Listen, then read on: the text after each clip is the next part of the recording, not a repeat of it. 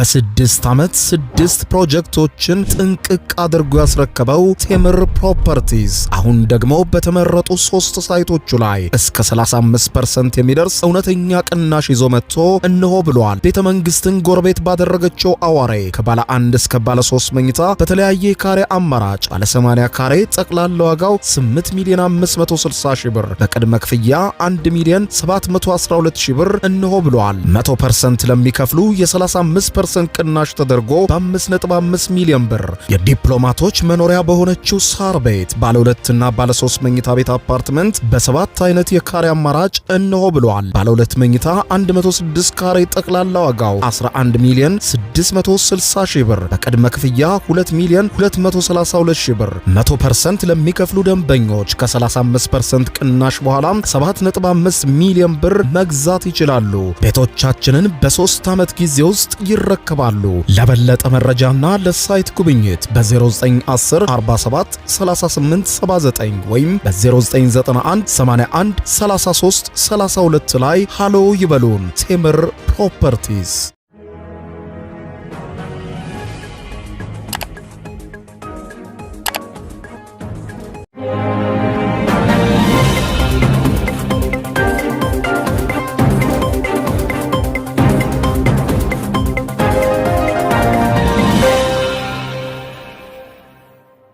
ጤና ይስጥልኝ ክቡራትና ክቡራን የዩቲዩብ ቻናል ቤተሰቦች፣ የሰዓቱን 2 አጫጭር መረጃዎች ይዤ ቀርብ ያለው እስከ ፍጻሜው አብራችሁን ቆዩ። ክቡራን አድማጮች፣ በርከት ያሉ መረጃዎች ዩቲዩብ ላይ ሲጫኑ ቀድሞ ለእናንተ ማስታወቂያ መልእክት ወይም ኖቲፊኬሽን እንዲደርሷችሁ የዩቲዩብ ቻናሌን ሰብስክራይብ በማድረግ የደወል ምልክቷን መጫን አትዘንጉ። ወደ መረጃዎቹ ስናቀና በመጀመሪያ የምታደምጡት መረጃ የጠቅላይ ሚኒስትር ዶክተር አብይ አህመድ የምስራቅ አፍሪካ ጉዳዮች አማካሪ የሆኑት አቶ ጌታቸው ረዳ አንድ አነጋጋሪ ጽሁፍ ለንባብ አብቅተዋል። በዚህ ዘለግ ባለ ጽሁፋቸው አቶ ጌታቸው ረዳ በተለይም ደግሞ ህዝባዊ ወያኔ ሓርነት ትግራይ ህወሓትን የሚመሩት ዶክተር ደብረጽዮን ገብረ ሚካኤልን የሚያጋልጡ በርካታ መረጃዎችን እንዲሁም የጽሁፍ መልእክቶችን ያጋለጡ ሲሆን ከዚህም ባሻገር ደግሞ ከፕሪቶሪያው ስምምነት ጀርባ የነበሩ ጉዳዮችን እንዲሁም በቅርቡ ከአልጀዚራ ጋር ስላደረጉት ቃለ መጠይቅና በርካቶችን ስላነጋገረው ሁኔታም ጨምሮ ዘለግ ያለ ጉዳዮችን ይፋ አድርገዋል። ጠቅላይ ሚኒስትሩን የምስራቅ አፍሪካ ጉዳዮች አማካሪ አቶ ጌታቸው ረዳን ጽሁፍ እንመለከተዋለን። በሌላ በኩል ደግሞ ክቡራን አድማጮች ኢትዮጵያ አሁንም የቀይ ባህር መዳረሻ ለማግኘት ከፍተኛ ጥረት እያደረገች መሆኑን ተከትሎ ይህንን የሚያመለክቱ ዓለም አቀፍ መገናኛ ብዙሃን ዘገባዎች አሁንም ቀጥለዋል። በዚህ ጉዳይ ላይ ሰፊ ትንታኔ ወጥቷል። በትናንትናው ዕለት አንድ መገናኛ ብዙሃን በኢትዮጵያ የቀይ ባህር ፍላጎት ላይ ያወጣውን ትንታኔም እንዲሁ የምታደምጡት ይሆናል። እስከ ፍጻሜው ቆዩ። ዝርዝር መረጃውን አድምጡ ግብዣ ነው። ወደ መረጃዎቹ አለፍኩ። አብረን እንከታተለው። በቅድሚያም አቶ ጌታቸው ረዳ በርካቶችን ያነጋገረ አንድ ጽሁፍ ለንባብ አበቁ። የህዝባዊ ወያኔ ሓርነት ትግራይ ህወሓት አባልና በኋላ ላይም የትግራይ ክልል ጊዜያዊ አስተዳደር የነበሩት አሁን ላይ የጠቅላይ ሚኒስትር ዶክተር አብይ አህመድ የምስራቅ አፍሪካ ጉዳዮች አማካሪ በመሆን የተሾሙት አቶ ጌታቸው ረዳ ዶክተር ደብረጽዮን ገብረ ሚካኤልንና ህዝባዊ ወያኔ ሓርነት ትግራይ ህወሓትን የሚያጋልጥ እንዲሁም እርሳቸው በአልጀዚራ ጋር ያደረጉትን ቃለ ምልልስና በርካታ ጉዳዮችን የሚዳስስ ጽሁፍ ነው ለንባብ ያበቁት። አቶ ጌታቸው ረዳ በዚህ ጽሁፋቸው ላይ ዶክተር ደብረጽዮን ገብረ ሚካኤል ምን ያክል ለስልጣናቸው ይሰጉ እንደነበረና የፕሪቶሪያው ስምምነት ሊፈረም ሲቃረብ በርካታ መልእክቶችን በተደጋጋሚ ይልኩ እንደነበረና ስልጣናቸው ሊያበቃ እንደሆነ በመጥቀስ በፍጥነት የፕሪቶሪያውን ስምምነት ፈርሙ ይሉ እንደነበር ገልጠዋል። የፕሪቶሪያው ስምምነት ይፈረማል ተብሎ በሚጠበቅበት ኖቬምበር 2 ደብረጽዮን በቦታው ያለው ሁኔታ ምን ያክል አደገኛ እንደሆነ የሚገልጽ መልእክት ላከልኝ ያሉት አቶ ጌታቸው ረዳ ሰላም አዲግራት በጠላቶች እጅ ልትወድቅ ጫፍ ላይ ነች። የግጭት ማቆም ስምምነቱ ዛሬ በፍጥነት መፈረም አለበት። ቶሎ ፈርም ከተቻለ ጥሩ ነው። ካልሆነ ግን እንዴት መከላከል እንደምንቀጥል ስትራቴጂካዊ ውሳኔያችንን ዛሬ ማታ ወስነን ትግበራ ለመጀመር እንገደዳለን የሚል መልእክት እንደላኩላቸው አቶ ጌታቸው ረዳ ገልጸዋል።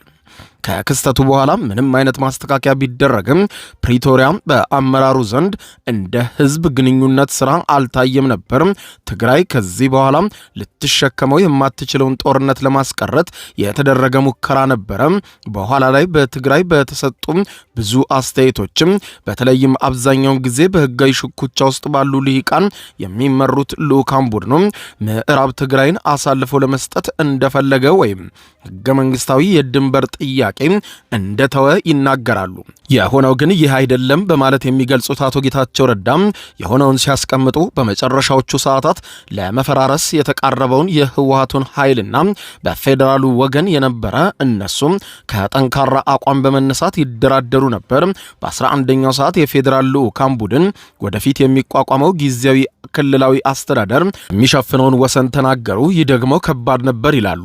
ያ ቃል በስምምነቱ ውስጥም ቢቀጥል ኖሮ ንግግሩ የመክሸፍ እድል ነበረው። ስምምነቱን የዳኘ ነው በአመቻችቶ ጣልቃ ገብነት በቀድሞ የኬንያ ፕሬዝዳንት ኡሁሩ ኬንያታና በወሳኝነት በጠቅላይ ሚኒስትር ዶክተር አብይ አህመድ እንቅስቃሴ ነበር። ጠቅላይ ሚኒስትር አብይ ስምምነቱን ለማዳን ሰላም እንዲመጣ ሲሉ በርካታ ነገሮችን አድርገዋል። በተለይም ለአንዳንዶች ትርክትም የማይመች ሊሆን ይችላል፣ ነገር ግን እውነታው ይሄ ነው ብለዋል። አቶ ጌታቸው ረዳም በጽሁፋቸው ጨምረውም ሲያስረዱ በተለይም ደግሞ በቅርቡም በአልጀዚራ ያደረጉትን ቃለ ምልልስም ጠቅሰዋል። በቅርቡ በአልጀዚራ ሄድ ቱ ሄድ መርሃ ግብር ላይ ከጋዜጠኛ መሄዲ ሐሰን ጋር ያደረግኩት ቆይታ በኢትዮጵያ ውስጥና ለኢትዮጵያውያን ስለ ኢትዮጵያ ትምህርት መስጠት በለመዱም በርካታ ኢትዮጵያውያን ባልሆኑ ወገኖች ዘንድ ትልቅ ማዕበል ፈጥሯል ያሉ ሲሆን ከፊሉ ምላሽ የሚጠበቅ ነበር። በትግራይ የነበረውን ጦርነት እጅግ የበዛ ሐዘን፣ ቁጣና ያልተቋጩ ጉዳዮችን ጥሎ ስላለፈ ማንኛውም ህዝባዊ ውይይት ያለፈን ሐዘን መቀስቀስ ወይም የሻረን ቁስል ማድማቱ አይቀርም ብለዋል። ከፊሉ ምላሽ ደግሞ አጋላጭ ነበር። ጮክ ብለው ይደመጡ የነበሩ ክርክሮች እኔ ስላልኩት ነገር ሳይሆን የተለያዩ ቡድኖች የፕሪቶሪያውን ስምምነት ምን እንዲሆንላቸው እንደሚፈልጉ በግልጽ የሚያሳይ ነበረ። ከቃለ መጠይቁ በኋላ ባሉት ቀናት ደጋፊዎችም ተቃዋሚዎችም ለንግግሬ ቃና የተለያየና የሚጋጭ ትርጉም ሰጥተውታል ብለዋል አቶ ጌታቸው ረዳ። ጥቂት ተቃዋሚዎችም በጦርነት ጊዜ ከምናገራቸው ንግግሮችም መውጣቴንና የለዘበ ቋንቋ መጠቀሜን እነርሱ ለኔ ከሰጡኝ ዓላማ እንደ ክህደት የቆጠሩት ይመስላል። እኔ ይህን አመለካከት አሁን አልቀበለውም። ቋንቋዬ ከጦርነት ቋንቋ ይልቅ የለዘበ ከሆነ ለሰላምን ፍላጎት ስላለኝ ነው። ሰላምን እንደ መፈክር ሳይሆን ለህዝቤ እንዳለብኝ ግዴታ ስለምቆጥረው ነው ብለዋል አቶ ጌታቸው። ያ ምላሽ ወሳኝ ነው፣ ምክንያቱም ጥልቅ የሆነ ችግርን ያሳያል። በትግራይና በመላው ኢትዮጵያ ፖለቲካዊ ውይይት እንደ ፍላጎትም የሚተረጎም ሆኗል። ሰዎች ስምምነቱን ሲመቻቸው ይጠቅሱታል፣ ሲያሻቸው ደግሞ ችላ ይሉታል ብለዋል። ፕሪቶሪያም የተሰባበረውን ክልል ለማረጋጋት እንደ ማዕቀፍ ከመውሰድ ይልቅ በውስጥ ሽኩቻዎች እንደ መጠቀሚያ መሳሪያ የተደረገ ነው። በኢትዮጵያ የቅርብ ጊዜ ታሪክ እጅግ አውዳሚ የነበረውን ግጭት ካስቆመው ከ3 ዓመታት በኋላ ዘላቂ ሰላም አሁንም ድረስ በእግሩ መቆም አልቻለም ይላሉ። በኦክቶበር 23 እና ኖቬምበር 2 ቀን 2022 ዓመተ ምህረት የተደራጀውን የፕሪቶሪያን ስምምነት በዘመናዊ የኢትዮጵያ ፖለቲካ ውስጥ ትልቅ ውጤት ካላቸው ዲፕሎማሲያዊ ስኬቶች አንዱ ነው። ስምምነቱ እጅግ የብዙ ሰዎችን ሕይወት የቀጠፈውንና ሚሊዮኖችን ያፈናቀለውን ጦርነት አስቆሟል ብለዋል። የሰብአዊ እርዳታ መስመሮችን ከፍቷል። መሰረታዊ አገልግሎቶችም ቀስ በቀስ እንዲመለሱም አስችሏል። ያም ሆኖ ግን ፕሪቶሪያ ከቀውስ መውጫ መንገድ ከመሆን ይልቅ ያልተፈቱ ስብራቶች፣ ከሁሉም በላይ ደግሞ ከጦርነቱ በኋላ ያለውን የትግራይን የፖለቲካ ስርዓት ማን ይቆጣጠረው የሚለውን ትግል የሚያንጸባርቅ መስታወት ሆኗልም በማለት አቶ ጌታቸው ረዳ ገልጸዋል። አቶ ጌታቸው ረዳ ዘለግ ባለው በዚህ ጽሑፋቸው ላይ አሁን በኢትዮጵያ ብሔራዊ ምርጫ ቦርድ ተቀባይነት ያጣው የህዝባዊ ወያኔ ሓርነት ትግራይ ህወሓት ቡድንን የሚመሩት ዶክተር ደብረጽዮን ገብረ ሚካኤል ምን ያክል ለስልጣናቸው ጉጉ እንደነበሩና ለትግራይ ህዝብ ደንታም ጭምር እንደሌላቸው የሚያሳይ ተደጋጋሚ መልእክት ይደርሳቸው እንደነበረና ሁኔታውንም ያስተውሉ እንደነበረ ነው አቶ ጌታቸው ረዳ በዚህ ዘለግ ያለ ጽሑፋቸው ላይ የገለጡት። በሌላ ዜና የኢትዮጵያ የባህር በር የማግኘት ፍላጎት አሁንም በዓለም አቀፍ መገናኛ ብዙሃን ሰፊ አጀንዳ ሆኖ መነጋገሪያ ሆኖ ቀጥሏል። በአፍሪካ ቀንድ የባህር በር የሌላትና ከፍተኛ የህዝብ ቁጥር ያላት ኢትዮጵያ በተለያዩ መንገዶች የባህር በር ተደራሽነትን ለማግኘት ጥረቶች እያደረገች መሆኑን ገልጾ ዘገባውን የጀመረው ግሬዞን ግዙፍ ፕሮጀክቶችን በመገንባት የሚታወቁት ጠቅላይ ሚኒስትር ዶክተር አብይ አህመድ የታላቁን የኢትዮጵያ ህዳሴ ግድብ በመረቁ ማግስት በአፍሪካ ትልቁን የኤርትራን አየር መንገድ እንዲሁም በሀገር ውስጥ ደግሞ ግዙፍ የኒውክሌር መሰረተ ልማትን ለመገንባት ወስነው ይፋ አድርገዋል ይላል ዘገባው ሲጀምር። እነዚህ እቅዶችም እጅግ ከፍተኛ በመሆናቸው መነጋገሪያ ሆነዋል። ነገር ግን ኢትዮጵያ እነዚህን ሁሉ ለመተግበር የሚፈትናትና እያደገ የመጣው የህዝብ ቁጥሯን ያማከለ የባህር በር የሌላት ሀገር ናት በማለት ገልጾ ይህም ኢኮኖሚዋን ዘርፍ ላይ ከፍተኛ የሆነ ተግዳሮት ሊፈጥርባት ይችላል። ስለዚህም ጠቅላይ ሚኒስትሩ በማንኛውም መንገድ ኢትዮጵያን የባህር በር ባለቤት ለማድረግ እየሰሩ ነው በማለት ትንታኔውን ይቀጥላል። ለዚህም መፍትሄ የቀይ ባህር ወደብ በየትኛውም መንገድ ማግኘት ለጠቅላይ ሚኒስትሩ አማራጭ የሌለው ሁኔታ ሆኖ ታይቷል በማለት ገልጾ ኢትዮጵያ በአሁኑ ሰዓት ወደብ ከማግኘት ውጪ አማራጭ እንደሌላት ትንታኔው ያስቀምጣል። ይኸውም ከበርካታ ዓመታት በፊት የቀይ ባህር በር የነበራት ኢትዮጵያ ብትሆንም ከ30 ዓመታት በፊት የኤርትራን መገንጠል ተከትሎ ግን የቀይ ባህር ተደራሽነቷን ማጣቷን በማስታወስ አሁን ላይ ኢትዮጵያ ያጣችው የቀይ ባህር በርን ለማግኘት ጥያቄ ማንሳቷንም አመልክቷል። ግሬዞን በትንታኔው ጠቅላይ ሚኒስትር ዶክተር አብይ አህመድ ቀደም ሲል የህዝብ ተወካዮች ምክር ቤት አድርገውት በነበረው ንግግር የባህር በር ያስፈልገናል በማለት አስቀድመው ያሳወቁ ሲሆን ወደ ቀይ ባህር መዳረሻ ማግኘት አለብን ሲሉ የባህር በር ለሰላምና ለንግድ አስፈላጊ መሆኑን በማንሳት ይህንን የባህር በር መዳረሻ ለማግኘት ሰላማዊ መንገድን መጠቀም መርጠናል ብለዋል።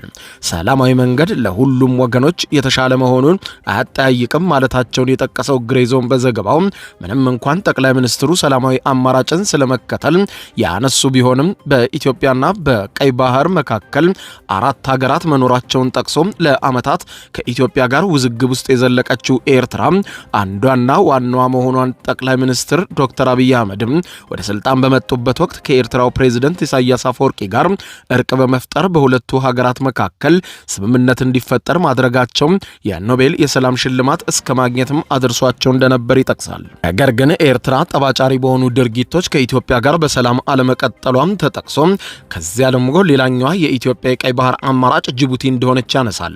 ጅቡቲ በንግዱ ዘርፍ ያላትን የባህር በር ለኢትዮጵያ በማቅረብ ከ95 በመቶ በላይ የሚሆነውን ወደ ኢትዮጵያ የሚገቡና የሚወጡ ምርቶችን በወደቦቿ በኩል በማስገባት ከኢትዮጵያ በዓመት ከ1 ቢሊዮን ዶላር በላይ የምታገኝ መሆኑን በመጠቆም ኢትዮጵያ የባህር በር የምታገኝ ከሆነ ይህ በዓመት የምታጋብሰው ከኢትዮጵያ የምታገኘው ዶላር ጅቡቲ የሚቀርባት በመሆኑ ኢትዮጵያ የባህር በር የማግኘቷን ጉዳይ በጽኑ ከሚቃወሙ ግንባር ቀደም ሀገሮች መካከል ዋናዋ ጅቡቲ ናት ሲል ያስቀምጣል ትንታኔው።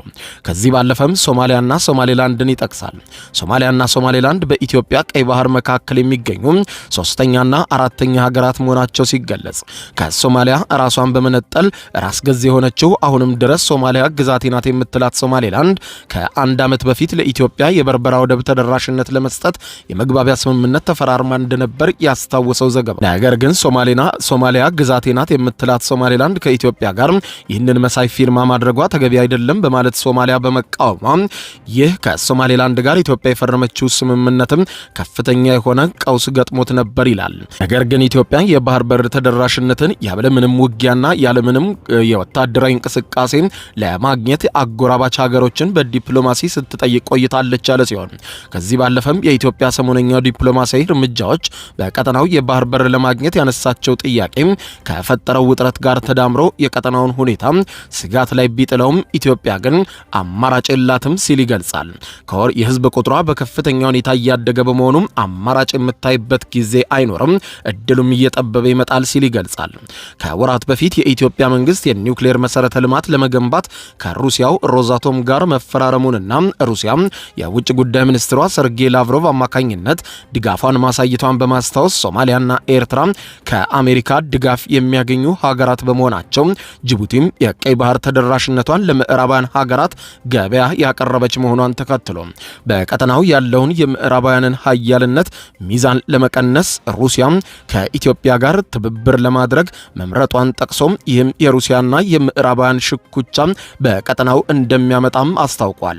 ኢትዮጵያም በቀይ ባህር ተደራሽነትን ለማግኘት ያቀረበችው ጥያቄ ወሳኝ ሲሆን ከንግድ ባሻገርም የባህር ኃይሏንም ለመገንባት ያለመ መሆኑን በመጥቀስ በርካታ የምስራቅ አፍሪካ ሀገራትም በዚሁ በኢትዮጵያ ውሳኔ ተቃውሞ ቢያሰቡም ኢትዮጵያ ሰላማዊ አማራጭን መከተልና የቀይ ባህር መዳረሻ ለማግኘት የመጨረሻ አማራጯን እየተጠቀመች ትገኛለች ይላል ትንታኔው።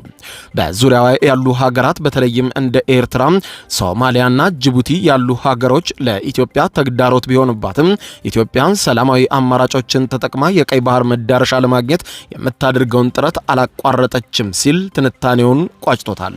ክቡራን አድማጮች ለሰዓቱ ብታደምጧቸው መልካም ናቸው ያልኳቸው አጫጭር መረጃዎች እነኚህ ናቸው። ከሰዓታት በኋላ በሌላ መረጃ ተመልሰን እስከምንገናኝ በያለንበት የዓለም ዳር ቸር እንቆይ።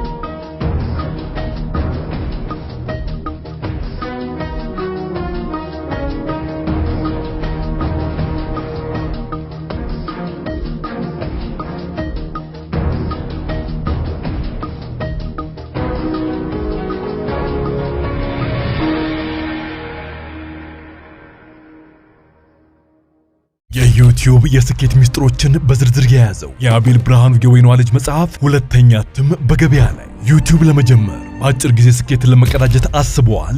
ዩቲዩብ ብጀምር ስንት ብር አገኘሁም ብሎ አስበዋል? እንግዲያውስ በዩቲዩብ 2 የወርቅ 3 የብር ሽልማቶችን ያገኘው የአቤል ብርሃኑ የወይኗ ልጅ የዩቲዩብ ሚስጥሮች መጽሐፍ በዝርዝር ሁሉንም ያብራራሉታል። ዛሬውኑ ገዝተው ህልሞን እውን የሚያደርጉበትን የዩቲዩብ የስኬት መንገድ ይጀምሩ። በሀገር ቤት አከፋፋይ አዲስ አበባ ሜክሲኮ ኮሜርስ መጽሐፍት መደብር። በውጭ ሀገራት ለምትገኙ ከአማዞን ላይ ብታዙ በቀናት ውስጥ ደጁ ይደርሳል። የአማዞን ሊንኩን እዚህ ቪዲዮ ኮሜንት ላይ ያገኙታል። የዩቲዩብ ሚስጥሮች፣ ዘመኑ ጋር ተፈላጊ መጽሐፍ።